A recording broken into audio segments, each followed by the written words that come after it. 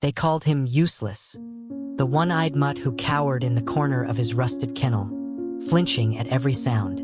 No one wanted him. Not the families strolling through the shelter. Not the volunteers who barely noticed him. But every night, just before closing, he stood and stared at the far wall, as if he was waiting for something, or someone. The shelter lights flickered one stormy evening, casting long shadows through the chain-link cages. As thunder rolled, the other dogs howled and barked in panic. But not him. He remained still, unmoving, his one eye locked on nothing, or maybe something no one else could see.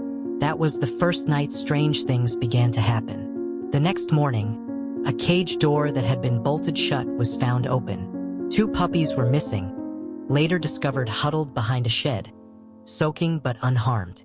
The staff thought it was a fluke, but then it happened again. Another dog saved, another mystery. Cameras were installed, but footage showed only static during the key hours. Rumors spread. The useless one-eyed dog was moving in the night, but no one could prove it. The staff joked nervously, but no one laughed when he began appearing at the front gate just before danger struck. Like he knew. And yet, no one adopted him. Not until the fire. That night, smoke poured from the back wing of the shelter. Trapped inside was a child, the director's daughter, visiting late. And as the flames crept closer, a shadow darted in through the side fence. It was him, the one-eyed dog. But what he did next left everyone speechless. Rain had washed the world clean the night before, but morning came with a heavy sky and silence that pressed against the glass windows of the shelter. Inside, the hum of flickering fluorescent lights did little to push away the gloom. The staff moved slowly that day, burdened by another round of rejection notices and empty bowls scraped clean. In the back corner, the one-eyed pup watched from behind the wires, unmoving, alert. He didn't bark. He didn't cry. He just watched. The air held something unspoken. An ache, maybe, or a warning. Leaves outside barely stirred, yet everyone inside felt unsettled. His cage sat half-shadowed, the metal still charred from the fire weeks before. Most dogs had been moved to temporary crates or fostered out, but he'd returned to the same spot without hesitation, as if guarding something, or waiting. A girl, barely 16, stood outside, her boots splashed in mud. Her hand hovered near the gate as her eyes locked with his. She didn't flinch at his scar, didn't look away from his sunken side. He rose, slowly, stepping forward like he recognized her. She stepped back, breath caught. For just a moment, the clouds above cracked open, and light spilled directly through the broken roof onto his collar, illuminating the faded tag. Django. Something about that name struck her. She'd never been here before, never seen him, but her fingers trembled as if touching something long forgotten. And the way he looked at her, it wasn't a dog's stare. It was a memory. It was longing. It was the beginning. Her name was Mia. A foster kid bounced from home to home since she was 5. She wasn't the kind who asked questions or trusted promises, especially not from adults. Her life had been made of temporary roofs and the hum of tires on roads that led nowhere. But animals? They didn't lie. They didn't say things they didn't mean. She found comfort in creatures that didn't speak, because their silence never disappointed. She was staying with the Parker family now, well-meaning people with too many rules and not enough warmth. Her school counselor had recommended a volunteer shift at the local shelter, hoping the dogs would calm her anger, or at least give her something to look forward to. Mia had rolled her eyes but agreed. It was better than staying home. Her first morning was supposed to be spent cleaning bowls and sweeping fur. But that all changed the moment she saw him, Django. He didn't rush to the gate like the other dogs. He just stood there, unmoving, like he'd been expecting her. There was something eerie about his stillness, but something comforting too, like recognition. The shelter staff told her he'd been there for over a year. No takers. Too old. One eye. A history of strange behavior. But Mia didn't flinch. She didn't care about old labels. All she saw was a dog who looked like he'd been waiting too long for someone to see past the scars. Over the next few days, Mia found herself drawn to him more than any other animal. She'd sit by his cage, not saying much. He'd watch her, ears flicking whenever she whispered. And then one evening, she reached through the bars, and he stepped forward, pressing his head into her palm. Something passed between them in that moment, something deeper than trust. But she couldn't explain why. Every time she looked into his eye, her chest ached like a half-remembered dream. And it wasn't until she found the old photo hidden in the backroom drawer that the real mystery began. Mia had been cleaning out old storage crates in the supply closet when she found it. A small, dust-covered box marked Archive 2015. Inside were faded adoption papers, vaccination records, and a handful of yellowed Polaroids. Most were dull and ordinary, dogs who'd long since passed or been rehomed. But one photo stopped her cold. A little girl, around 5 years old, sat on a front porch, her face glowing with laughter. Clutched in her arms was a young dog with dark fur and one distinctive cloudy eye. On the back, scrawled in pen, Mia plus Django, forever, 2012. The breath left her lungs.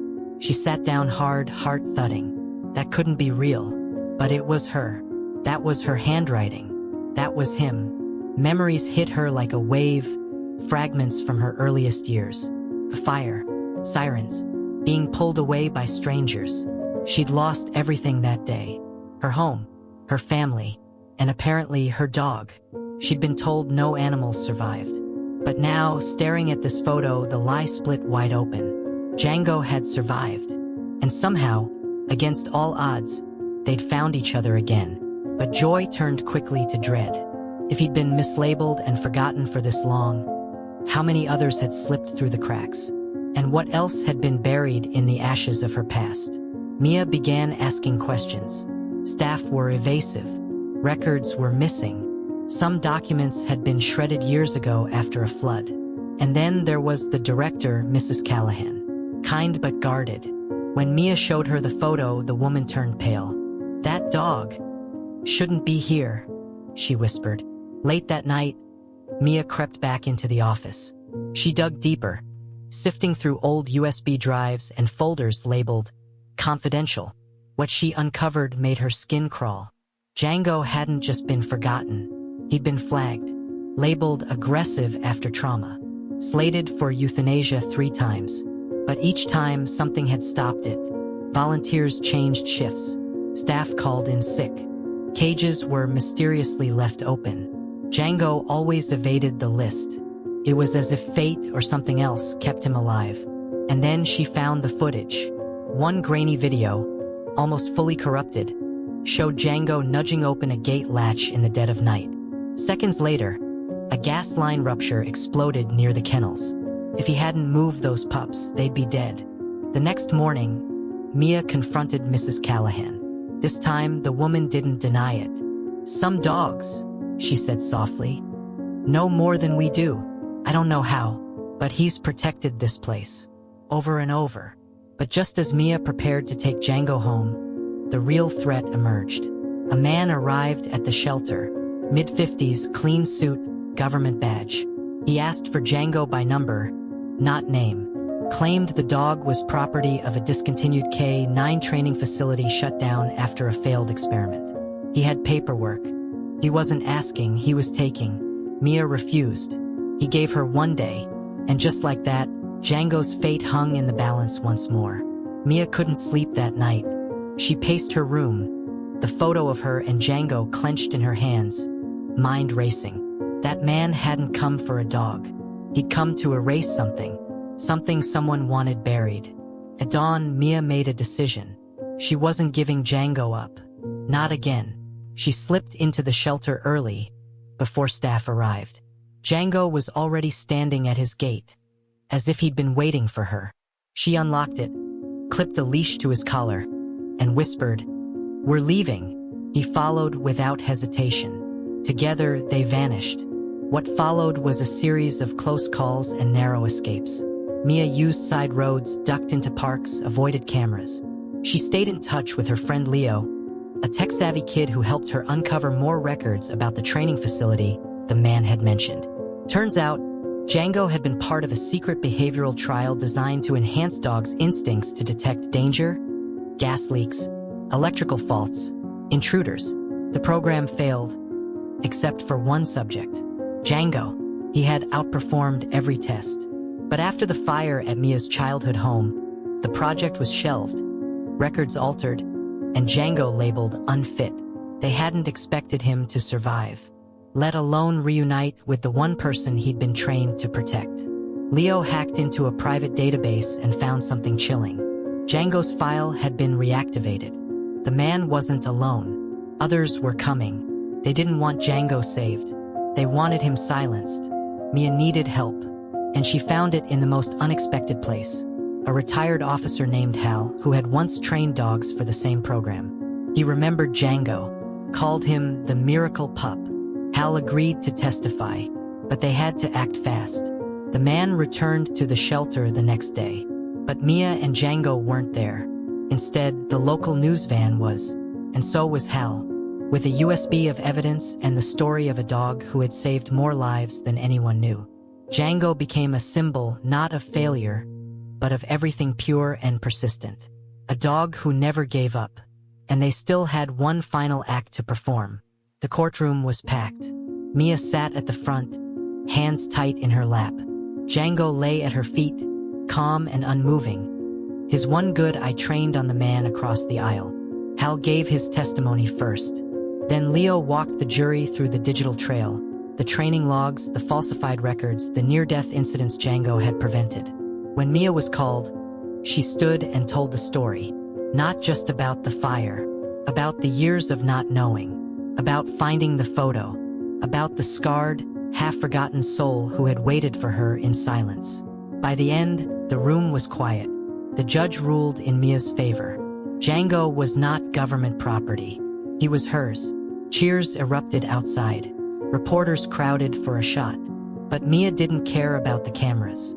She knelt, wrapped her arms around Django, and whispered, "We're really going home this time." And as they stepped out of the courthouse, a beam of sunlight broke through the clouds. Mia never looked back after that day. She and Django moved to a quiet town up north where no one asked questions.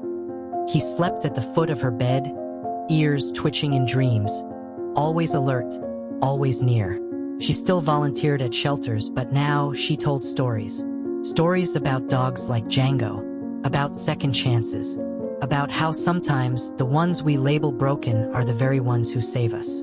And every so often, on walks through the woods, Django would stop and stare at the horizon. Mia would smile, kneel down, and rest her forehead to his.